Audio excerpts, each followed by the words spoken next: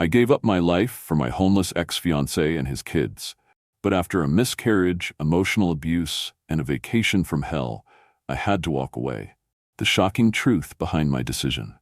Some relationships leave you wondering if love was ever enough. That's how I feel looking back at my 3 years with my ex-fiancé. When we first met, he was in an incredibly rough place, homeless, with twin toddlers to care for. I knew it wouldn't be easy, but something about him tugged at my heartstrings.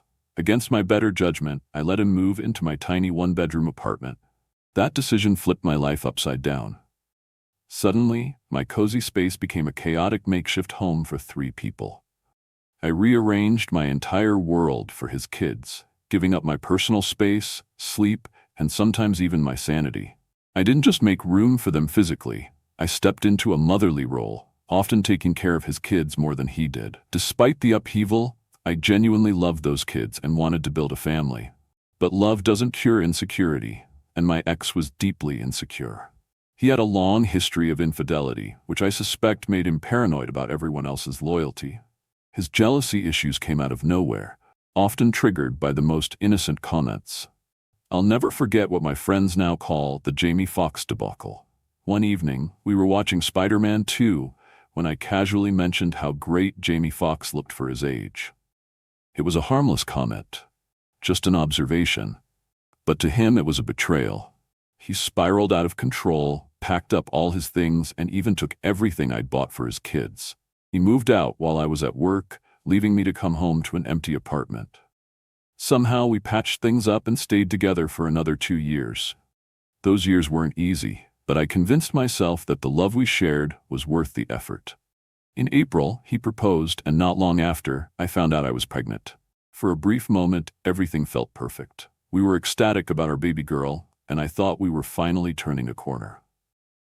Then tragedy struck. In my second trimester, I miscarried. The pain was unbearable. I was grieving not just the loss of our child, but also the future I had envisioned. As I struggled to process the loss, he made a comment that shattered me. "It's not hard for me because I already have a son and daughter." I can't describe the devastation I felt.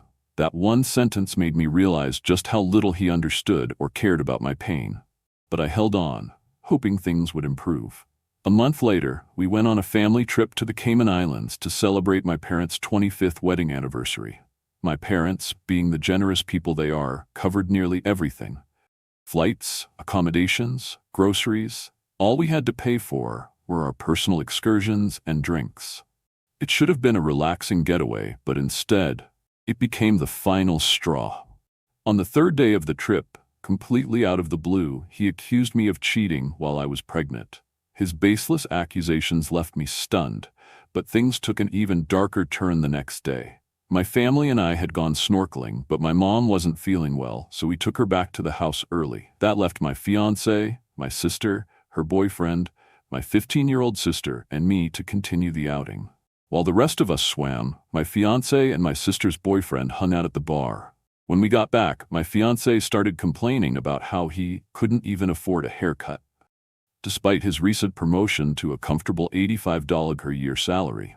I tried to lighten the mood with a playful comment, saying, "It's not like he can't afford it. He just likes my haircuts better." That joke set him off like a bomb. He exploded, yelling at me in public before storming off. For the next hour, he was nowhere to be found. When we finally located him, he drove us back to the Airbnb like a man possessed. Everyone in the car, including my 15-year-old sister, was terrified as he sped recklessly through the narrow island streets. Back at the house, his anger only escalated. He slammed doors, shouted at my parents, and threw what can only be described as a full-blown tantrum. That night, he booked a $700 last-minute flight and left the island without saying a word. The same man who couldn't afford a haircut somehow managed to pull together the cash for an impulsive ticket home. When the trip ended, I returned home determined to make the relationship work. I had sacrificed so much for him and his kids that I couldn't bear the thought of walking away. But as time went on, I realized I was losing myself. I had ignored countless red flags, endured emotional abuse, and compromised my happiness for someone who couldn't meet me halfway. Eventually, I made the hardest decision of my life. I left. I weaned myself off his kids, forcing him to step up as their parent for the first time in years. Walking away broke my heart, but staying would have destroyed me. Now, I look back and wonder, did I do the right thing? I gave everything to that relationship. I wanted so badly for it to work, but at what cost? Was I selfish for leaving, or was it the only way to save myself? So, am I the asshole? Second story. I spent years saving for my dream home, but now my mom demands access to my account. My sister calls me selfish, and family tensions are pushing me to a breaking point. The shocking truth about how they see me. For as long as I can remember, I've been the responsible one in my family. I started working at 18, juggling part-time jobs while attending school, and learned early on how to budget and save. Now at 24, I've managed to build a decent emergency fund and even started setting aside money for a future down payment on a house. A dream I've worked tirelessly to achieve. But lately, my mom has been making me feel like my hard-earned money isn't truly mine. It started with small hints, comments about how expensive everything was getting, followed by questions about how much I had saved. Then came the outright requests. My mom told me that, with unexpected expenses piling up, like my brother's medical bills and a hefty car repair, they were struggling to make ends meet. She suggested that I give her access to my savings account, just in case something big happens. At first, I thought she was joking. I've always pitched in when I could. I've paid for groceries, helped with utility bills, and even covered my younger brother's school supplies without hesitation. But this felt different. When I politely declined, explaining that my savings were meant for my future, she got defensive. She accused me of not trusting her and being selfish for prioritizing myself over the family. My dad, as usual, stayed silent, but my older sister chimed in, backing Mom up. She told me I was overreacting and asked, "What's the point of saving all that money if you're not going to use it to help your family?" That comment stung. I've never been the type to sit back and watch my family struggle, but handing over control of my savings account feels like crossing a boundary I'm not comfortable with. I tried reasoning with my mom, saying I'd be more than willing to help if a real emergency came up, but I wanted to be the one to manage my finances. I told her it wasn't about trust, it was about the principle of respecting the effort I put into saving. But no matter how I explained it, she didn't see my side. The situation has turned into a constant source of tension. My mom brings it up at every opportunity, casting guilt-laden looks my way and making passive-aggressive remarks about how family should always come first. My sister keeps piling on too, framing me as someone who's hoarding money while the rest of them struggle. I've started to question myself. Am I being unreasonable? Should I loosen my grip on my savings if it means easing their stress? But then I think about how I've sacrificed and worked for every penny in that account. I skipped nights out with friends, turned down vacations, and hustled through jobs I didn't even like, all for the sake of building something secure for myself. What's worse, I'm beginning to wonder if my family sees me as an ATM rather than a daughter. My mom's insistence on having access to my account makes me uneasy. It's not like she's asking for a one-time loan or support for a specific expense. She wants full control, and that scares me. I can't shake the feeling that this is about more than just money. It feels like a test of boundaries, a struggle for independence that my family isn't ready to accept. I've tried to set those boundaries gently, but every time I do, I'm met with guilt trips and accusations. It's exhausting to feel like I have to defend myself against the very people I love most. I don't want to be seen as selfish or uncaring, but I also can't let go of the dream I've worked so hard to build. So now, I'm stuck in this emotional tug-of-war. Do I stand firm and risk alienating my family, or do I cave and hand over control of my savings to keep the peace? Either way, it feels like I lose. Am I the bad guy for wanting to keep control of what I've worked so hard to achieve? Or is there a way to navigate this without losing either my family's trust or my own sense of security? Third story. My husband discovered the shocking truth about my secret college past at a reunion, and now our marriage is hanging by a thread. Will he ever see me the same? Or is this the end of everything?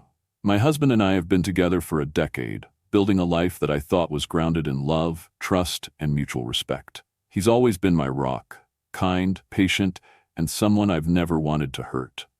When we first met, fresh out of college, he told me I was his first everything.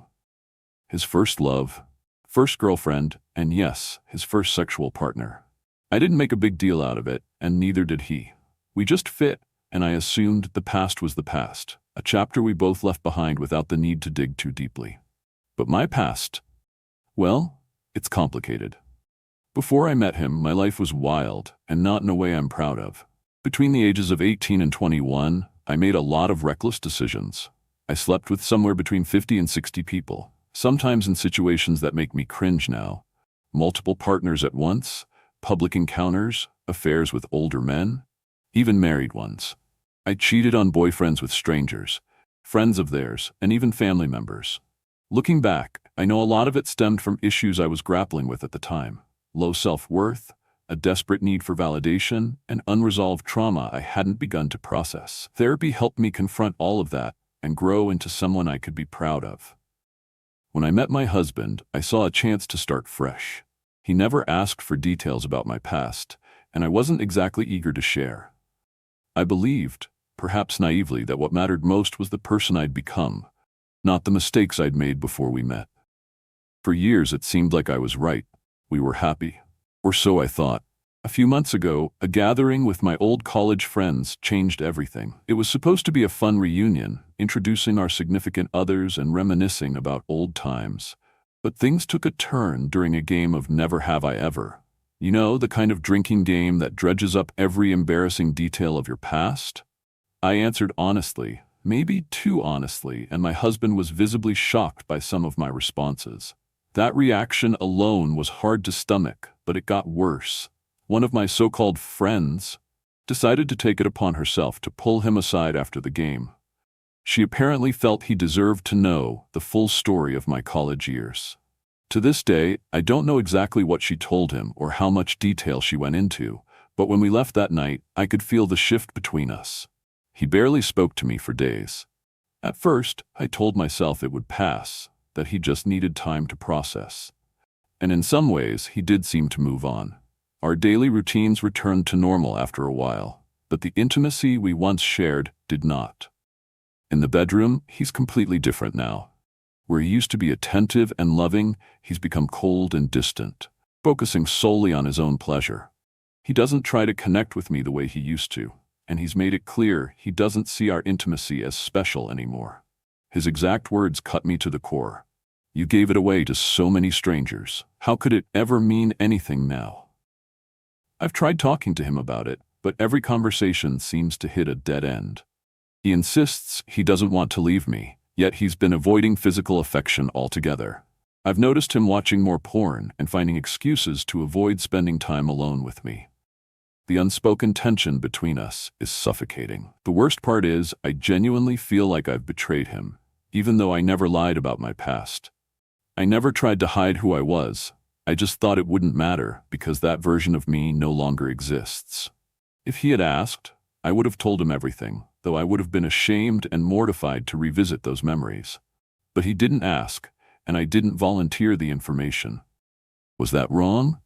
Did I owe him a confession he never requested? Now, I'm left wondering if our marriage can survive this. Will he ever be able to forgive me?